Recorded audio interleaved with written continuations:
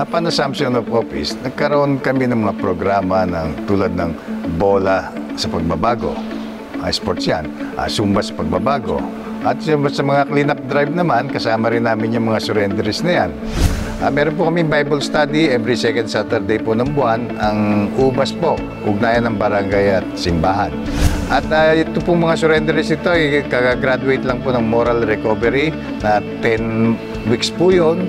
Graduate na po sila. Hanggang sa ngayon ay house-to-house visit po ng tropang staff. At siya, tingin ko naman, naging susi ay yung one-on-one, heart-to-heart dialogue namin sa mga surrenderies. At kami naman ay sumusunod din sa programa ng ating Presidente Duterte sa tulong at suporta ng ating mahal na Mayor Lani Mercado Revilla. Hindi ko rin naman ito magagawa mag-isa, kundi sa tulong ng aking buong council. Kaya naman, ang Banalo ngayon ay isa ng drug-cleared barangay. Isa po ako sa mga drug surrenderies ng aming barangay. Pinili ko pong magbago dahil alam ko na sa droga, wala kang panalo, lagi kang talo. Papasalamat po ako sa aming kapitan, Kap Rene Maliksi, at sa buong council dahil binigyan nila ako ng chance na magbago. At isa sa mga programa ng aming barangay ay yung tinatawag na Moral Recovery Program na malaki ang naitulong sa akin. At nagpapasalamat din po ako sa City Government of Bacoor sa patuloy na pagsuporta sa programa ng aming barangay.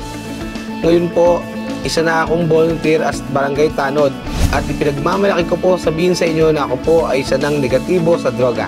Sa mga mamamayan ng lungsod ng Bacoor, nais ko pong ipagbigay alam sa inyo ang bunga ng pagtutulungan ng ating kapulisan, barangay at pamahalang lungsod ng Bacoor ang ating kampanya laban sa iligal na droga. Mayroon na po tayong barangay na nakatapos ng kanilang drug clearing operation sa kanilang lugar.